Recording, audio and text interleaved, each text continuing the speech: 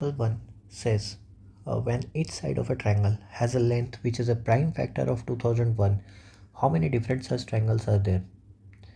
तो और इसका सेकंड क्वेश्चन है how many isosceles triangles are there such that each of its side has an integral length and its perimeter is 144. Okay, ठीक है. तो पहला के लिए क्या है कि प्राइम फैक्टर ऑफ 2001, तो सबसे पहले 2001 को तोड़ा जाए. तो अगर तोड़ेंगे इसका प्राइम फैक्टर्स कितने होंगे 3 तो होगा ही. तो 3 6 18, ठीक है. फिर 3 6 18 6 6 7, ठीक है. अब 6 6 7 कटाने के लिए लास्ट में 7 है, तो या तो हम 7 × 1 कर सकते हैं या फिर हम 9 × 3 कर सकते हैं. तो बेसिकली ये आसपास कहाँ है 25 25 6 25 होता है. तो 25 के बाद या तो हम 31 इंटू समथिंग 27 करते हैं. तो 31 इंटू 27 करेंगे तो 32 6 40 6 2, नहीं ये नहीं होगा. तो बेसिकली इसके बाद क्या हुआ 29 और 23. सो ये कितना हो जाएगा 87 58, या this one will be there. तो 23 और 29. तो बेसिकली 2001 का फैक्टर क्या क्या हो गया 3 × 23 × 29. अब बोल रहा है कि सारे साइड्स जो हैं उसका लेंथ जो है वो प्राइम फैक्टर ऑफ 2001 है. तो बेसिकली कितने ट्रायंगल्स ऐसे होंगे. तो मुझे तो पहला ट्रायंगल ये दिख रहा कि 3 3 3 वाले एक सेट होंगे इक्विलेटरल ट्रायंगल के. तो 23 23 23 वाले भी एक सेट होंगे, ठीक है. बेसिकली तो फिर 29 वाले भी एक सेट होंगे. फिर ऐसा कर सकते हैं कि 3 एक सेट तो 3 होगा. सेकंड बाकी दोनों 23 हो सकते हैं क्या, बिल्कुल हो सकते हैं, ठीक है. हाँ, फिर एक सेट कैसा हो सकता है कि 3 तो हो सकता है और साथ में 2 और 29 भी हो सकते हैं. तो एक सेट तो ये हो गया, ठीक है. और क्या हो सकता है कि 3 के जगह पे अगर 23 रख लूँ तो 23 29 29 ये भी हो सकता है. क्यों हो सकता है 23 sum of two sides must be greater than third side and difference of two side must be smaller than the third side. तो ये भी है पॉसिबल. अच्छा, एक और केस हो सकता है 23 23 एंड 29, ये केसेस भी पॉसिबल है, ठीक है. तो और कोई केस पॉसिबल है क्या, क्या ये पॉसिबल है 29 3 और 23. तो ये केस तो पॉसिबल नहीं होगा. क्यों 3 must be less than 52. But यहाँ पे क्या हो जाएगा 6, तो ये तो गलत हो जाएगा. सो दिस इज़ नॉट पॉसिबल. अब इसका मतलब और क्या क्या केसेस है 3 3 29 हो सकता है क्या, नहीं हो सकता है. तो 2 3 और बाकी पेयर नहीं कर सकते. तो बेसिकली टोटल मेरे पास कितने सेट्स हो जाएंगे, सिर्फ 7 ही रहेंगे. तो how many such triangles are possible, only 7. How many isosceles triangle are there such that each of its sides has an integral length and its perimeter is 144. Okay, मतलब हमें आइसोसेलेस ट्रायंगल भी चाहिए, सारे का इंटीजर लेंथ होना चाहिए और perimeter कितना होना चाहिए. मतलब we want an isosceles triangle, मतलब ये तो इक्वल हो ही, ठीक है. ओके, साथ में पेरीमीटर कितना 144 और सारे इंटीजर लेंथ हो. तो इसका मतलब मान लेता हूँ मैं ए बी को एन, तो ए सी भी एन होगा. तो ये टोटल कितना हो जाएगा, मतलब बी सी को मैं कह सकता हूँ कि 144 माइनस 2n होगा. इसका रीजन टोटल सम कितना है 144. तो मुझे ये पता चल गया बच्चों कि टोटल पेरीमीटर 144. अच्छा एक बात, एन 144 माइनस 2n ये सारा बिलोंग करता है z प्लस से, ठीक है. मतलब इंटीजर, तो कैसा इंटीजर, पॉजिटिव इंटीजर. अच्छा, अगर ये बात है तो हम कह सकते हैं जो ये साइड है बी सी वो 2 × 72 - n, मतलब ये एक इवन साइड लेंथ होगा, इवन साइड लेंथ, ठीक है. अब इतना बात पता चल गया, ठीक है. तो अब केसेस क्या हो सकते हैं, now there can be 2 cases. क्या केस होगा, सोचो बच्चों. पहला केस तो ये हो सकता है कि n बड़ा हो या बराबर हो 144 माइनस 2n से, ठीक है.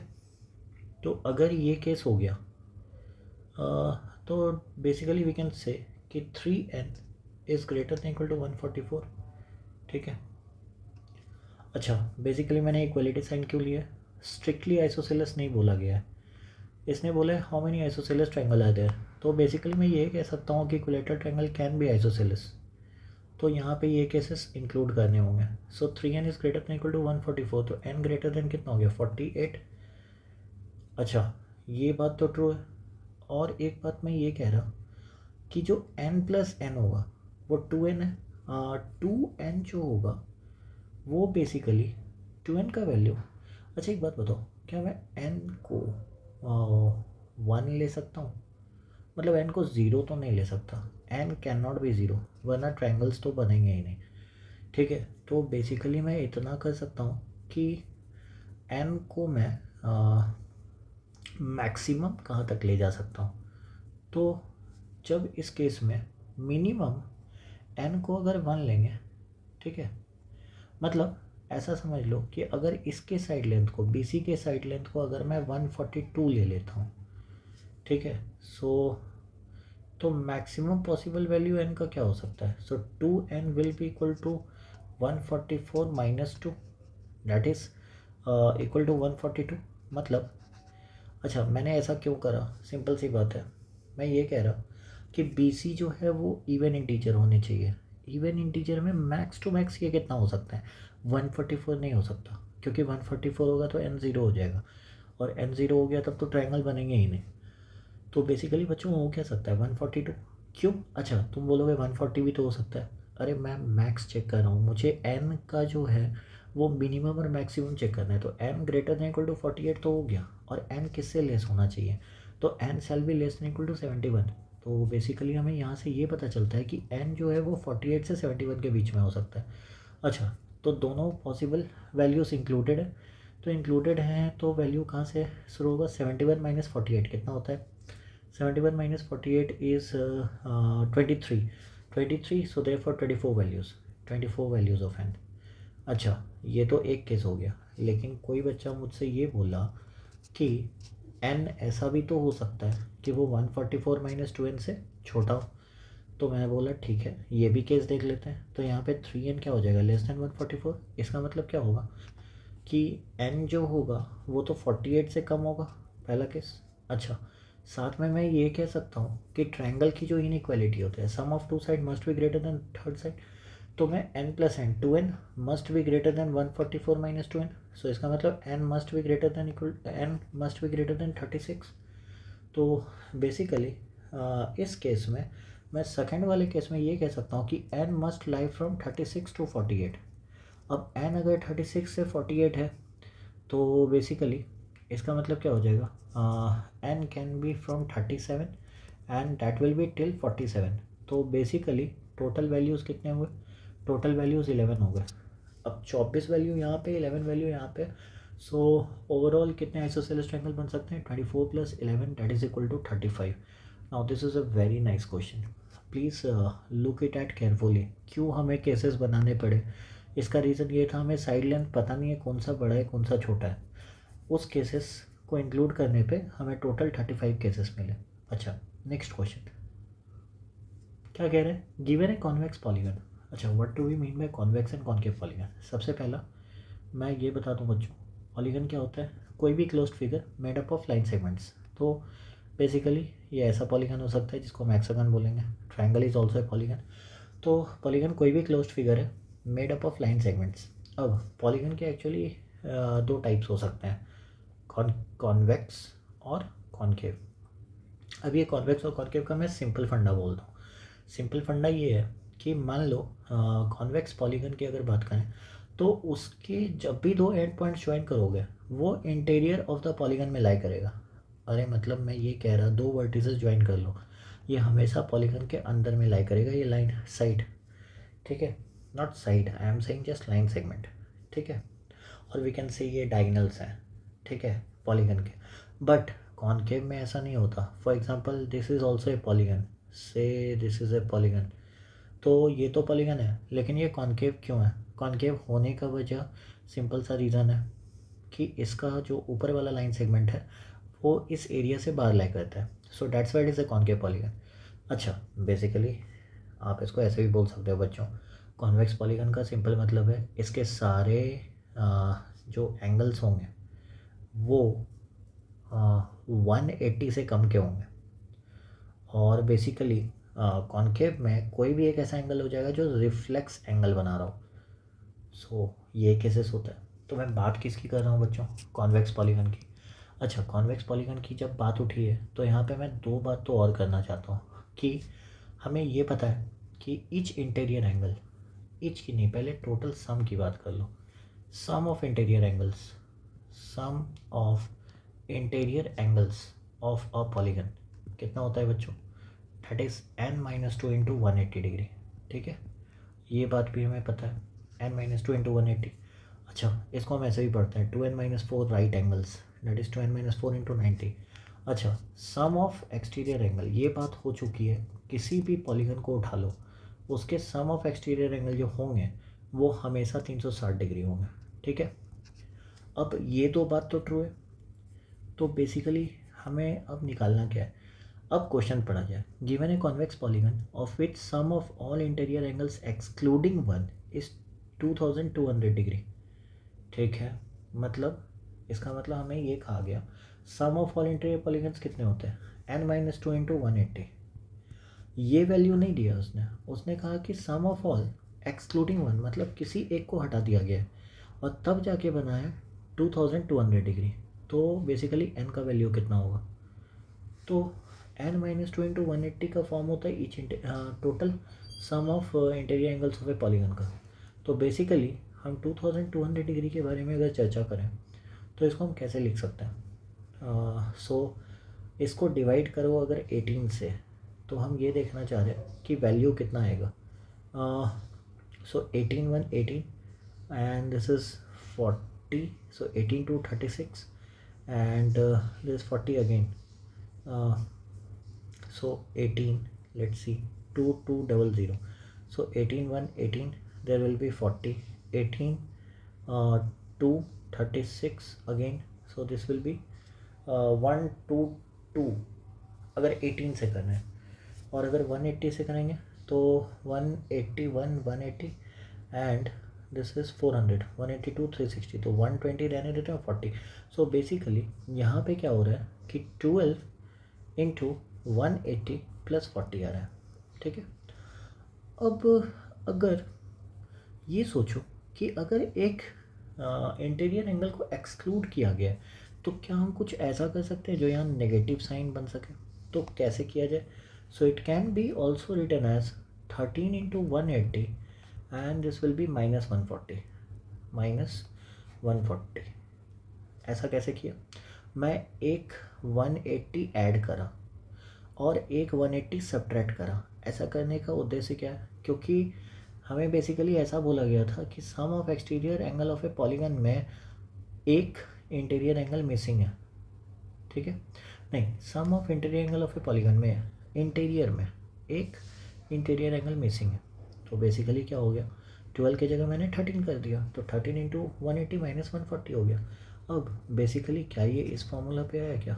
n-2 into 180 -140 degree. Now so basically n-2 is what? 13, तो n कितना हो जाएगा? 15, और एक्सक्लूडेड एंगल कितना हो जाएगा? So excluded angle will be 140 degree. Done. अच्छा, कोई बच्चे मेरे से ये पूछेंगे सर 13 इंटू 180 क्यों, 14 इंटू 180 क्यों नहीं? तो अगर आप वो करते हो तो बेसिकली हो क्या जाएगा, 14 इंटू 180 में 360 ऐड करा तो 360 सब्ट्रैक्ट करना पड़ेगा। अब 360 अगर सब्ट्रैक्ट करा तो यहाँ पे -320 हो जाएगा। अब -320 अगर एक इंटीरियर एंगल होता है किसी का तो वो रिफ्लेक्स एंगल बन जाएगा, और रिफ्लेक्स एंगल कॉनकेव का केस होता है, कॉन्वेक्स का नहीं। और क्वेश्चन में ये स्टेटमेंट दे रखा है कि given a convex polygon. So again पता है this is a nice question, you have to increase your thinking power to solve this question. So basically यहाँ पे क्या हो गया बच्चों, n-15 हो गया और एक्सक्लूडेड इंटीरियर एंगल कितना हो गया? Angle 140 degree. ठीक है, सो this is done. Next question says as shown in the diagram below, in triangle ABC, angle B is greater than angle C. AD is the bisector of angle BAC. Okay, A is perpendicular to BC at E. Then prove that DAE is equal to half of angle B minus angle C. ये yes, proof has been done, proof has been done as explained. ऊपर में आप देखो बच्चों ये किया हुआ है, क्यों? क्योंकि ए डी अगर बाइसेक्टर है तो सोचो ये पूरा एंगल A/2 हो जाएगा, ठीक है। अब ये सोचो ये 90 है, ये बी है, तो ये कितना होगा 90 माइनस एंगल बी, और बेसिकली डी ए कितना हो जाएगा, D A E will be equal to 90 angle A/2 minus 90 plus B, ठीक है, एंगल बी। तो बेसिकली अब डी ए का वैल्यू निकालना है तो हम ये कर सकते हैं, हमें पता है angle A plus angle B plus angle C का आधा ये 90 के बराबर है। तो एंगल A/2 माइनस 90 किसके बराबर होगा, माइनस बी प्लस C/2। तो angle B minus angle B plus angle C/2 की अगर चर्चा करें तो बेसिकली ये हो जाएगा angle B minus angle C/2। यही तो प्रूव करना है। So done. Next question says in the given figure, ठीक है, एक फिगर दे रखा है A B is equal to A C. Okay, मैं इसी फिगर को ड्रॉ करता हूँ, A B is equal to A C है, ठीक है, डन। और बेसिकली अगर कहो तो मैं फिगर कॉपी कर सकता हूँ बच्चों, ठीक है। सो copy and I can paste it again here, या so and we can elaborate this. Now what's the condition, A B is equal to A C. Okay, A B और ए सी इक्वल है, तो angle P A D कितना है 30 degree, this given as 30, और ए ई और ए D equal है। So again this A E is equal to A D, ये छोटा वाला पोर्शन जो है इस छोटे वाले पोर्शन के बराबर है। तो बेसिकली हम इसको यहाँ पे डाल देते हैं, now it is easily understandable. अब क्या कहा गया कि हमें चाहिए कौन सा value, angle C D E. So C D x है, तो एक्स का वैल्यू क्या होगा, एक्स का वैल्यू हम ऐसा कह सकते हैं कि that will be angle A D C, angle A D C minus angle A D E, ये तो हो सकता है। अब basically angle A D C आएगा कहाँ से, तो हमें ये पता है कि अगर ए डी और ए इक्वल है तो इसको ऐसे भी तो लिखा जा सकता है angle A D C minus, अच्छा ए डी ई की बात करें, ए डी ई जो एंगल है वो मैं ऐसा तो कह सकता हूँ कि क्योंकि एंगल ए डी और एंगल ए डी दोनों इक्वल है तो ये एंगल जो होगा वो तो एक्स प्लस एंगल सी होगा। सो बेसिकली मैं इसको भी बोल सकता हूँ कि एक्स प्लस एंगल सी है। अच्छा, अगर ऐसा है तो देयरफॉर एक्स कितना हो जाएगा, 2x अगर आया तो half of angle A D C minus angle C. अब half of angle A D C की बात करें तो ए डी सी का वैल्यू जो होगा वो कितना होगा, एंगल बी प्लस 30 डिग्री। क्यों? क्योंकि ये भी तो एक्सटीरियर एंगल है ए बी डी के लिए, तो अगर ए बी डी के लिए एक्सटीरियर एंगल है तो इसका वैल्यू कितना हो जाएगा, angle B plus 30। So basically angle B plus 30 ये हो गया, माइनस एंगल सी हो गया और हाफ। तो अब एंगल बी और एंगल सी तो इक्वल है, so basically angle B and angle C is cancelled out, तो आंसर कितना हो गया 15 degree. So the answer is 15।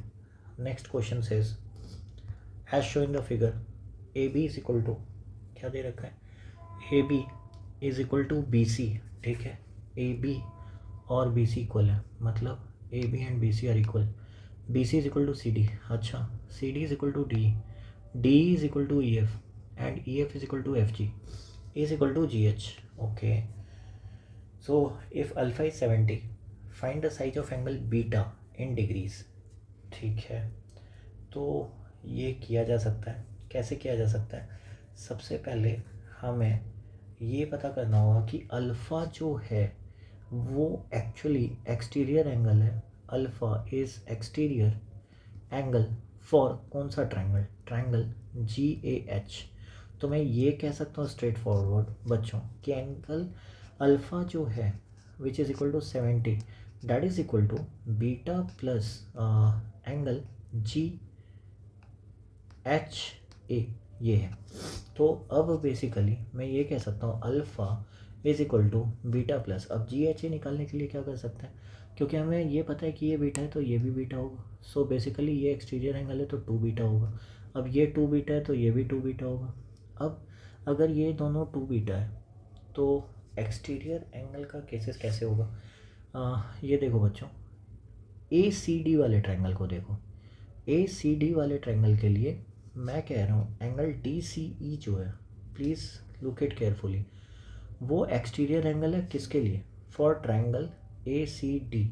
तो बेसिकली इसका वैल्यू कितना हो जाएगा? Beta plus 2 beta, that is 3 beta. तो अब अगर ये 3 बीटा है, मैं किसकी बात कर रहा हूँ? इस एंगल के 3 बीटा, तो ये भी 3 बीटा होगा, ठीक है। अब दोनों अगर 3 बीटा है तो मुझे कौन सा एंगल चाहिए? मुझे अंदर वाला एंगल चाहिए ये। तो ये एंगल का जो वैल्यू होगा वो 3 बीटा प्लस बीटा 4 बीटा हो जाएगा। अब 4 बीटा है तो ये भी 4 बीटा होगा। अब दोनों 4 बीटा है तो ऊपर वाला वैल्यू 5 बीटा हो जाएगा, तो ये भी 5 बीटा होगा। क्यों? मैं बस एक्सटीरियर एंगल का प्रॉपर्टी लगा रहा हूँ, आपको बस ये चेक करना है कि एक्सटीरियर एंगल है किसके लिए। तो 5 बीटा ये, तो बेसिकली ये कितना हो जाएगा? 5 beta plus beta, that is 6 beta. तो 6 बीटा और ये भी 6 बीटा, तो अल्फ़ा कितना हुआ? C H A, that is beta plus 6 beta. तो 70 is equal to 7 beta, therefore beta will be equal to what? Beta is equal to 10 degree. So beta is 10, तो answer कितना हो जाएगा? 10 डिग्री, ठीक है। Question number 6 is as shown in the diagram B and C F bisect angle A B D, ठीक है, and angle A C D respectively. B and C F intersect at G, okay. Given that angle B D C is equal to 150 degree, ठीक है, और angle B G C is equal to 100। Find angle A in degrees. अब थोड़ा ये बात गौर करो, दिया क्या क्या है। सबसे पहले ये बोल रहा है कि 150 डिग्री है, ठीक है। साथ में और क्या दिया है? बोल रहा है कि एंगल बी जी सी 100 डिग्री है, ठीक। अच्छा, हम लोगों ने एक कंस्ट्रक्शन करा है एक्चुअली, ये मैं दिखा रही हूँ यहाँ पे। बी सी ज्वाइन कर रहा है, ठीक है, B C has been joined. अब एक बात सोचो, अगर 150 ये है तो मैं ये कह सकता हूँ कि इस दोनों का सम 30 होगा। इसका मतलब ये z है तो ये 30 माइनस जेड होगा, ठीक है। So basically I enlarge it. हाँ, ये z है तो ये वाला पोर्शन कितना होगा? 30 माइनस जेड, ठीक है। अब हमें ये कहा गया है कि b जो है वो इसका बाइसेक्टर है, किसका? एंगल ए बी डी का। तो इसका मतलब ये अगर x है तो ये भी x होगा। अच्छा, सिमिलरली ये y है तो ये भी y होगा। अब हमें अकॉर्डिंग टू इक्वेशन ये क्या पता है कि x प्लस जेड, ये चेक किया जाए, x प्लस जेड और plus 30 minus Z plus Y and that is plus 100 is equal to 180। ये तो पता ही है अकॉर्डिंग टू योर ट्रायंगल, ठीक है। ट्रायंगल का कंडीशन तो यही है, तो ये तो ऑफकोर्स कटेगा। तो x प्लस वाई बेसिकली कितना हुआ? 50 डिग्री। अब x प्लस वाई 50 हमें पता चल गया, तो हम क्या करेंगे? बड़ा ट्रायंगल में लगाते हैं। In triangle A B C, in triangle A B C हमें क्या पता चलता है? x plus X that is 2x और y प्लस वाई 2 है, तो 2 इंटू एक्स प्लस वाई ये पता चला, और plus z plus 30 minus z मिल के कितना हुआ? 30, और बेसिकली प्लस एंगल ए ये मिला के कितना होगा? 180। सो 2 इंटू डेट इज़ 100 130, तो एंगल ए इवेंचुअली कितना हो गया? Angle A is 50 degree, angle A 50 degree, done. या so angle A is 50, answer will be 50 degree. अच्छा, बेसिकली बच्चों हम इसको दूसरे तरीके से भी कर सकते थे। अगर शॉर्टकट देखा जाए तो मुझे कुछ करने का ज़रूरत ही नहीं था इसमें, क्योंकि हमें पता है ये कंस्ट्रक्शन हो ना हो, हम लोगों ने पिछले लेक्चर्स में जो इसका पार्ट 1 है, कृपया उसे ध्यान से देखें। एक थ्योरम पढ़ा है। क्या थ्योरम पढ़ा है? कि बी और सी एफ अगर इंटीरियर एंगल बाइसेक्टर होता है और जहाँ पे मीट करता है वो एंगल दिया है 100, तो जो इसका अपोजिट वाला एंगल होगा वो 100 का आधा होगा, and that will be 50 degree. So this is the best trick to get the answer. So please remember that theorem and you will be done. As shown in the figure, in triangle ABC, the angle bisectors of the exterior angle of angle A and angle B intersect opposite sides at D and E respectively, and AD is equal to AB is equal to B, then the side of angle A in degrees is। अब basically दिया क्या है? ये B जो है वो angle bisector है किसका? एक्सटीरियर एंगल B का, और ए डी जो है वो एक्सटीरियर एंगल ए का बाइसेक्टर है। मतलब ये दोनों इक्वल हैं, सिमिलरली ये दोनों इक्वल हैं, ठीक है। तो अब और क्या कह रहा है कि ए बी बराबर बी बराबर ए डी है, सो दिस इज़ द स्टेटमेंट। तो अगर हम ऐसा एज्यूम करें कि ये अल्फ़ा है तो इधर भी एंगल अल्फ़ा होगा। अब ये दोनों अल्फ़ा है तो एंगल ई बी इसको एक्स मान लेते हैं, तो ये तो 2 अल्फ़ा होगा। क्यों? क्योंकि X angle is equal to sum of interior opposite angle, तो ये भी 2 अल्फ़ा होगा। अब टोटल कितना हो गया? 4 अल्फ़ा। 4 अल्फ़ा के लिए वर्टिकली अपोजिट एंगल है, क्यों? दो स्ट्रेट लाइन मिल रहे हैं जाके, तो ये भी 4 अल्फ़ा। अब ये 4 अल्फ़ा है तो ये भी 4 अल्फ़ा। अच्छा, अपार्ट फ्रॉम दिस ये अगर अल्फ़ा है तो पूरा ओवरऑल वैल्यू कितना होगा? 180 माइनस अल्फ़ा। तो 180 माइनस अल्फ़ा का आधा कितना हो जाएगा? 90 माइनस अल्फ़ा बाई 2। अब टोटल एंगल का सम कितना हुआ? 4 alpha plus 4 alpha plus 90 minus alpha by 2 and that shall be equal to 180 degree. अब ये किसके लिए हो रहा है? तो ये हो रहा है एक्सटीरियर एंगल के लिए, मतलब triangle A B D, not exterior angle, triangle A B D के लिए। सो कितना हो गया? 15 alpha by 2 shall be equal to 90 degree. So this is 6। So alpha कितना हो गया? 12 degree and the value of alpha is 12 degree. Done. Next question says, question 8. There are 4 points A, B, C, D on the plane such that any 3 points are not collinear.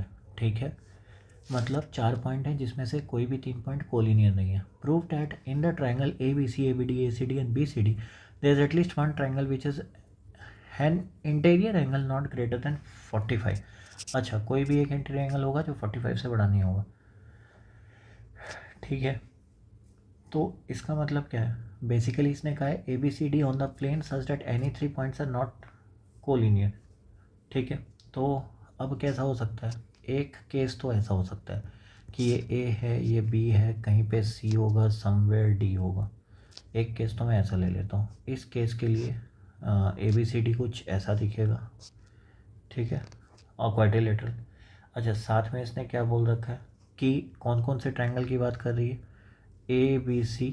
The question says A B C एक triangle है बच्चों।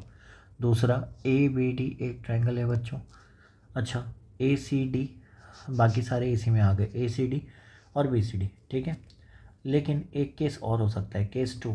कैसा हो सकता है कि एक triangle मैंने बना दिया, मान लो A B C. Suppose A B C is a triangle. ठीक, दिस इज़ ए, समवेयर कुछ इसी को मान लो यहाँ पे। ये ए है, ये बी है, ये सी है। सपोज़ नीचे वाला पॉइंट डी है बच्चों। ये भी तो एक केस हो सकता है कि डी अंदर लाई करे। तो इस केस में भी 4 ट्रायंगल्स बन रहे हैं। अब अगर 4 ट्रायंगल्स बन रहे हैं तो हमें प्रूफ क्या करना है कि कोई भी एक ऐसा ट्रायंगल होगा जिसका इंटीरियर एंगल 45 से बड़ा नहीं होगा। ठीक है, अब अगर इस केस को देखें, केस फर्स्ट को, तो इस केस में मैं ये कह सकता हूँ कि सारे एंगल का सम डी ए बी सी, फिर बी सी डी, ठीक है, फिर ए डी सी, ये चारों का सम 360 है। तो इसका मतलब कम से कम एक तो 90 से कम नहीं है। इसका मतलब ये कह रहा हूँ मैं, angle A plus angle B plus angle C plus angle D, if it is 360, तो आई कैन से एटलीस्ट एक angle, one of them is not less than 90। ये तो श्योर शॉट कहा जा सकता है। क्यों कहा जा सकता है? क्योंकि अगर सारे 90 से कम हो गए तो ओवरऑल 360 आएगा ही नहीं।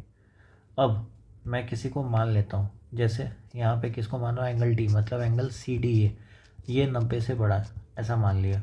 तो इसका मतलब क्या हो जाएगा? ट्रायंगल सी डी ए में, then in triangle C D A क्या हो जाएगा? बाकी दोनों एंगल का sum, that is D A C plus angle D C A, ये तो लेस देन इक्वल टू 90 हो जाएगा। तो इसका मतलब क्या हुआ? One of them is not greater than 45। अरे एक तो 45 से बड़ा नहीं हो सकता ना। अच्छा ठीक है, अगर मान लो एक 45 से बड़ा हो गया तो दूसरा तो 45 से कम होगा। सो बेसिकली क्या हो रहा है कि दोनों तो 45 से बड़ा नहीं हुआ, तो एटलीस्ट एक प्रूफ करना था, तो एटलीस्ट एक ट्रायंगल तो आ ही गया। ठीक है, जिसमें क्या कहा गया था कि जिसका इंटीरियर एंगल 45 से बड़ा ना हो। ठीक है, ये केस तो हो गया। अच्छा, नेक्स्ट वाले केस में अगर केस 2 की बात करें तो हम ये कह सकते हैं कि एंगल, अच्छा अंदर वाले एंगल का मतलब angle A D C plus angle A D B और plus angle B D C, ये तीनों का सम कितना आ रहा है? 360 डिग्री। ठीक है, ये दे रखा है। अब इसमें से कोई भी एक केस ऐसा है जो कि मतलब कोई भी एक एंगल ग्रेटर देन 90 हो सकता है। मतलब मान लो मैं ऐसा मान लेता हूँ कि एंगल डी बी 90 से बड़ा है, तो इसका मतलब क्या होगा कि बाकी दोनों जो एंगल होंगे, कौन सा, ए डी बी के को छोड़ के angle D A B plus angle D B है, ये तो 90 से कम होंगे, ये 90 से कम होंगे। तो इसका मतलब क्या होगा, one of angle D A B और and angle D B A is less than 45, is less than 45। इसका मतलब क्या हो जाएगा, ये 45 से कम हो जाएगा। ठीक है, done. Next question says, question 9, given that in a right triangle the length of the leg of the right triangle is 11, okay, मतलब एक लेग 11 है, and the length of the other two sides are both positive integer, find the perimeter of the triangle. मतलब कोई एक right triangle दे रखा है बच्चों, जिसमें कि length of a leg of the right triangle, मतलब राइट एंगल, किसी भी एक को 11 मान लो, ठीक है, ये मान लिया। अब बोला क्या गया है, and the other two sides are positive integer, तो एक को मैं n मानता हूँ, दूसरे को m मान सकता हूँ। तो बेसिकली बोला क्या गया, N M belongs to of course Z plus, ठीक है, फाइंड द पेरीमीटर। तो इसका मतलब मैं क्या बोलूँगा कि N square is equal to क्या हो गया, एम स्क्वायर प्लस 11 स्क्वायर। तो basically n minus M into N plus M, ये किसके बराबर हो जाएगा, 121। अब 121 को कितने तरीके से स्प्लिट किया जा सकता है, तो 121 can be written as 1 into 121, और क्या तरीका है, तो दूसरा एक ही तरीका 11 इंटू 11। तो बेसिकली मैं केस क्या क्या बना सकता हूँ, n माइनस एम 1 है, n प्लस एम 121 है। सेकेंड केस क्या बन सकता है, n माइनस एम 11 है, n प्लस एम 11 है, ठीक है। नेक्स्ट केस क्या हो सकता है, अच्छा नेक्स्ट केस अगर मान लो n, इसी दोनों में अगर ये देख लें तो 2n इज इक्वल टू 122 हुआ, तो n कितना हुआ, 61। अगर n 61 है तो m कितना होगा, 60, ठीक है। सेकेंड केस में क्या होगा कि n कितना हो गया, 11, तो m कितना हो जाएगा, 0। तो ये तो पॉसिबल नहीं है, ये तो अवेलेबल नहीं है, तो ये केस हो सकता है। लेकिन इसका रिवर्स केस भी तो हो सकता है, जहाँ पे n 60 और m 61 हो, बात ये भी है। तो दोनों में से अगर जो भी हो, इसमें कोई दिक्कत नहीं है, पेरीमीटर ही तो निकालना है। तो पेरीमीटर जो होगा वो कितना हो जाएगा, 60 plus 61 plus 11, so this is 132, so 132 will be the answer. Sentence is the sum of all exterior angles of a convex n-sided polygon is less than 2007 degree. Find the maximum value of n. तो क्या कह रहा है, sum of all interior angles of a convex, तो convex n sided polygon का क्या होता है वैल्यू, n माइनस 2 इंटू 180, और ये क्या कह रहा है कि ये 2007 से कम है, ठीक है। So basically n minus 2 into 180 मतलब क्या हो गया, n minus 2 shall be less than 2007 by 180. So basically it will be 180 से 180 के और कितना हो जाएगा 207, फिर से लगभग ये वैल्यू कितना हो रहा है n माइनस 2, तो 180 और 2007, सो 180 एंड दिस विल बी 207 बच्चों। So n minus 2 is something less than 11 point something something, ठीक है। तो हम कह सकते हैं कि n is less than 13 point something, ठीक है। अगर 13 point something बोलेंगे तो n को 13 तो ले सकते हैं, क्यों, क्योंकि ये बोला था मैक्सिमम वैल्यू ऑफ n, तो 13 पॉइंट है, तो पॉइंट में तो number of n sided polygon होगा नहीं, साइड तो इंटीजर्स होंगे, तो इसका मतलब n को 13 लिया जा सकता है बच्चों। अब n को 13 लिया जा सकता है, तो इसका मतलब मैक्सिमम वैल्यू ऑफ n ये हो गया, तो 13 minus 2 into 180 that will be the value for angle also, sum of all interior angles, so it will be 1980 degree. तो आंसर क्या हुआ, maximum value of n, n कितना हुआ, n is 13, 10। Next question says in triangle A B C, A B is equal to B C है, ठीक है, और the points P and Q are on the sides of B C and A B respectively, ठीक है। मतलब कैसा दे रखा है, सपोज एक ट्राइंगल है, this is A B C, A B C. कहा क्या है, ए बी और बी सी इक्वल है, कर दिया। उसके बाद क्या कहा है, points P and Q are on the sides of B C, मतलब बी सी पे एक पॉइंट पी है, ठीक है, कहीं भी। ये कह सकते हैं कि एंगल बी अगर एक्स डिग्री मान लें तो क्या होगा, ये एक्स है, तो बेसिकली मैं ये कह सकता हूँ बच्चों कि ये वाला भी एक्स होगा। क्यों, क्योंकि Q P equal to Q B दिया है। अब ये दोनों एक्स है तो ये एंगल 2x होगा, अब ये 2x है तो ये भी 2x होगा। इसका मतलब बेसिकली ये 180 माइनस 4x होगा, सो this will B 180 minus 4x, ठीक है। सो अगर ये 180 माइनस 4x है तो वैल्यू ओवरऑल कितना देगा, इधर 180 माइनस 4x प्लस x कितना हो गया, 180 minus 3x plus y is equal to 180, so basically this will be 3x। अगर ये 3x है तो हम ये कह सकते हैं कि ये वाला भी 3x होगा।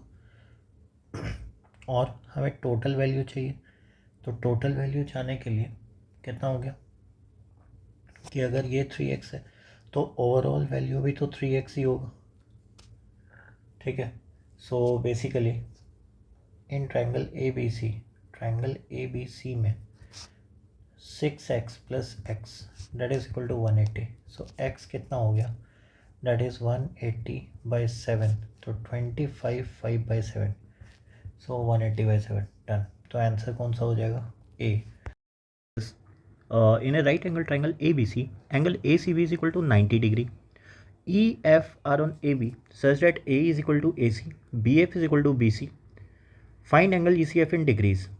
ठीक है बच्चों, ये कह रहे हैं कि एक ट्रायंगल है ABC जहाँ की एंगल C 90 है, तो दिस इज ACB, ये 90 डिग्री हो गया, ठीक है। EF are on AB such that A is equal to AC, ठीक है। तो E सपोज यहाँ पे ए बराबर ए सी दे रखा है, मतलब ये दोनों इक्वल हैं, ठीक है। और क्या बोला है, B F is equal to B C, तो इसका मतलब एफ भी कहाँ पे होगा, लेट्स से एफ यहाँ पे और बी एफ बराबर बी सी बोला है, तो इसका मतलब ये और ये पूरा पोर्शन इक्वल है, ठीक है। मतलब दिस से y है और ये y है और ये वाला बच्चों x है, तो ये कह सकते हो पूरा portion, this complete portion is x, ये कंप्लीट पोर्शन x है, ठीक है। अब ऐसा दिया है और कह रहा है कि ECF को निकालो, तो हम मान लेते हैं कि ECF थीटा है, so let angle ECF is equal to theta, ये मान लिया। अब हमें ECF निकालना है, तो सबसे पहले हम ये देखते हैं कौन सा ट्रायंगल में, मैं कह रहा हूँ कि ACE में देखो, ACE में ये एंगल A है, तो मैं ये कह सकता हूँ कि क्योंकि ये दोनों इक्वल है तो obviously angle AEC will be equal to angle ACE and that is also equal to half of 180 degree minus angle A होना चाहिए, ठीक है। और that will be equal to 90 minus half of angle A, ये equation 1 है, ठीक है। Similarly अगर हम दूसरा ट्रायंगल देखें तो दूसरा ट्रायंगल ऐसा है कि इट्स BCF, कौन सा, BCF, so this is somewhere B, this is somewhere F, और कहा क्या था, BF बराबर BC है, ठीक है।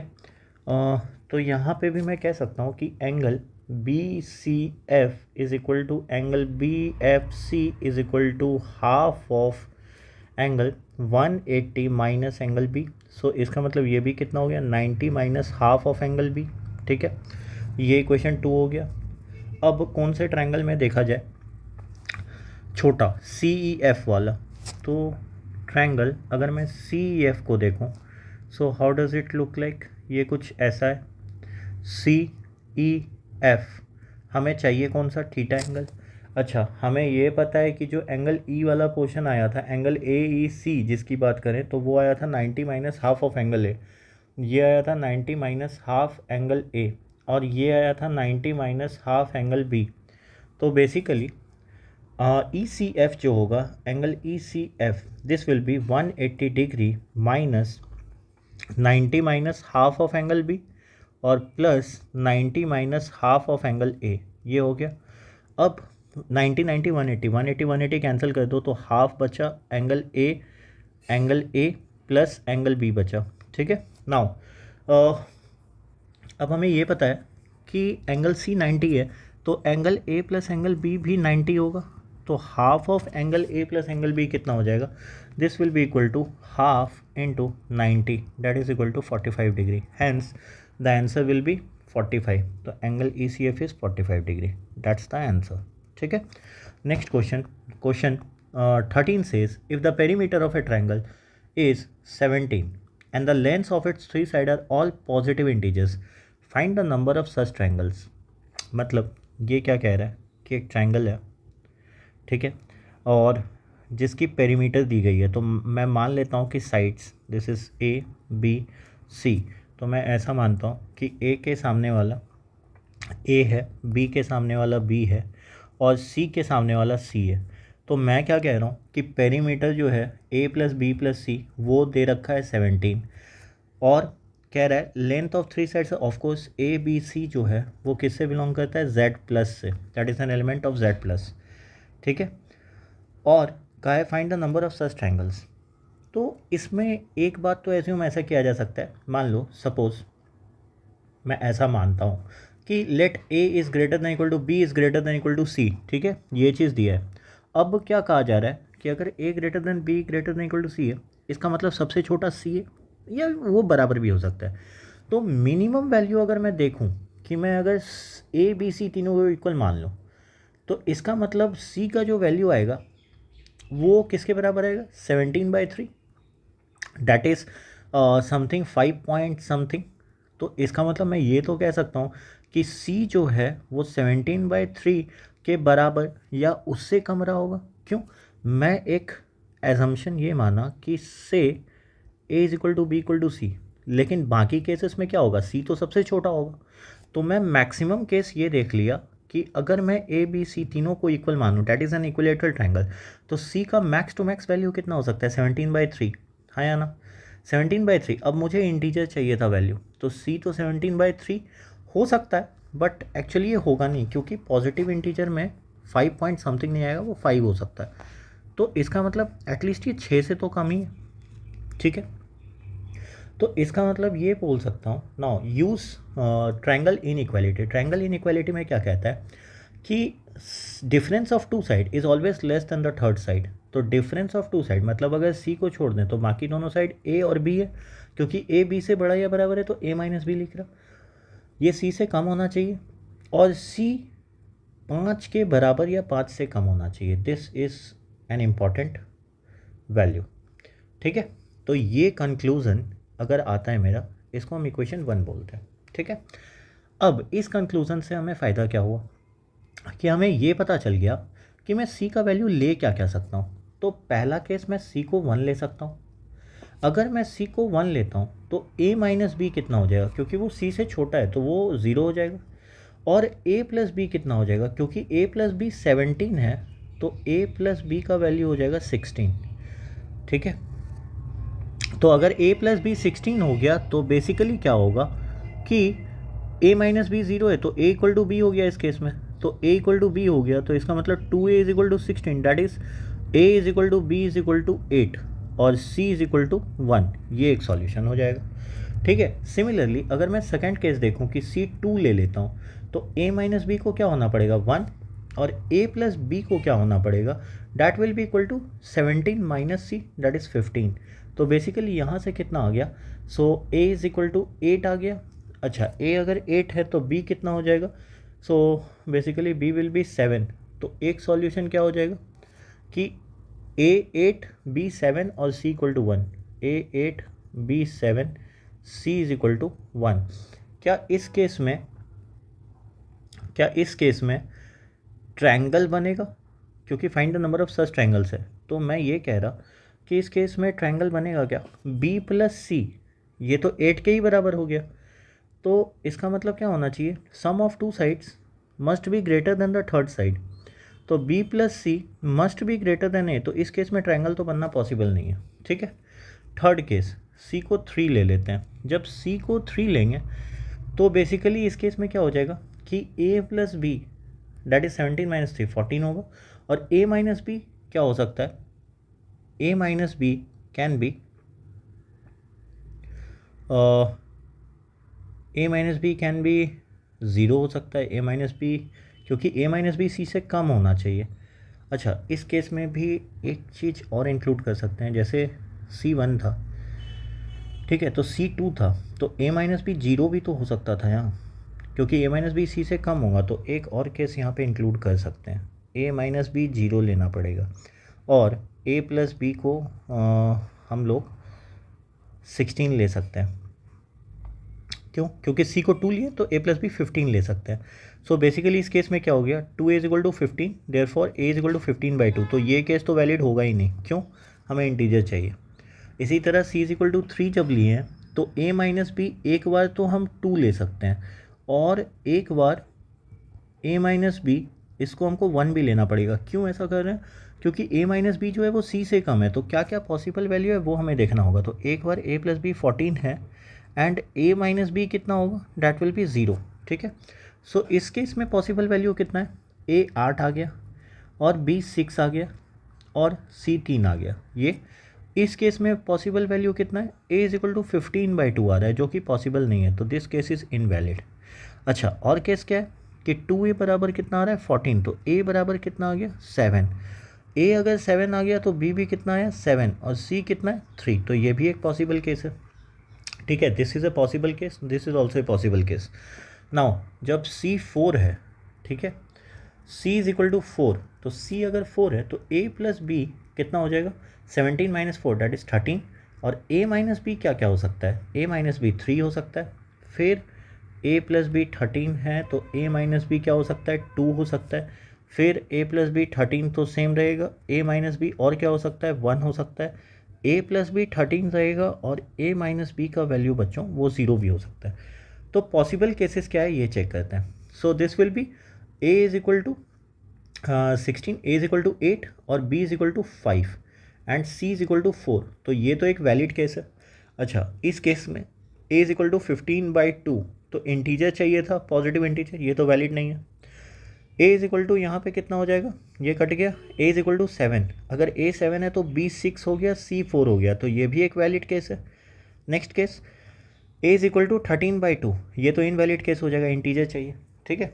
लास्ट केस क्या कह रहा है कि a माइनस बी सी से छोटा होना चाहिए और c 5 के भी बराबर हो सकता है। तो लास्ट केस अगर हम देखें बच्चों, तो fifth c is equal to 5, तो c इज इक्वल टू 5 में a प्लस बी कितना हो जाएगा, 17 माइनस 5 डेट इज़ 12, और a माइनस बी कितना हो जाएगा, एक तो 5 हो सकता है, ठीक है, not 5, a minus B C से कम होना चाहिए, तो a माइनस बी 4 हो सकता है, तो a माइनस बी 4 हो गया। तो इस केस में हम क्या बोलेंगे कि a कितना है 8 और b कितना होगा 8, अगर माइनस करने तो b 4 होगा और c 5 होगा, तो ये भी एक वैलिड केस है। नेक्स्ट केस क्या होगा कि a प्लस बी 12 है और a माइनस बी 3 हो गया, क्यों, c से कम होना चाहिए, तो ये तो केस वैलिड नहीं होगा, क्योंकि ऑड नंबर आएगा 2a का सम, तो विच इज़ इम्पॉसिबल, इंटीजर चाहिए। तो a प्लस बी और क्या हो सकता है, a plus B 12, a minus B जो है वो 2 हो सकता है, तो इस केस में a 7 आएगा, b 5 आएगा और c भी 5 आएगा, तो ये भी एक पॉसिबल केस है।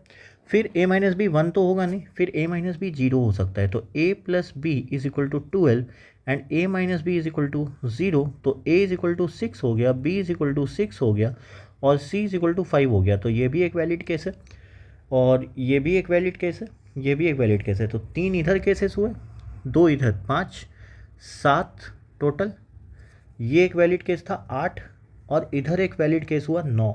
So how many such triangles are possible, तो टोटल कितने सॉल्यूशंस मिल रहे हैं हमें, टोटल हमें 8 सॉल्यूशंस मिल रहे, 9 सॉल्यूशन मिल रहे हैं। एक यहाँ पे दूसरा था, तीसरा और चौथा दोनों आए, पांचवा और छठा, ठीक है, 7 8 9, तो क्या कोई भी ऐसे केसेस हो रहे हैं क्या जो रिपीट हो रहे हैं, ये भी हमें चेक करना पड़ेगा।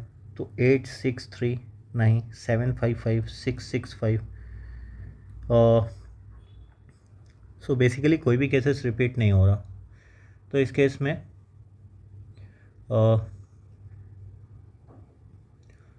ए माइनस बी को तीन सॉल्यूशन नीचे आए थे, ठीक है, और यहाँ पे कितने सॉल्यूशन है, ए माइनस बी, ठीक है, टोटल 9 सॉल्यूशंस आ रहे हैं. So find the number of such triangles. So there are 9 such triangles that are possible, ठीक है, क्योंकि जब C1 लिया था तो a माइनस बी को 0 ले सकता था, जब C को 2 लिया था तो a माइनस बी को 1 लिया जा सकता था, और 0 वाले केस तो बने नहीं. C को 3 अगर लिया था तो a माइनस बी को मैं 0 भी ले सकता था और 2 भी ले सकता था, तो यहाँ से 2 सॉल्यूशंस बने थे.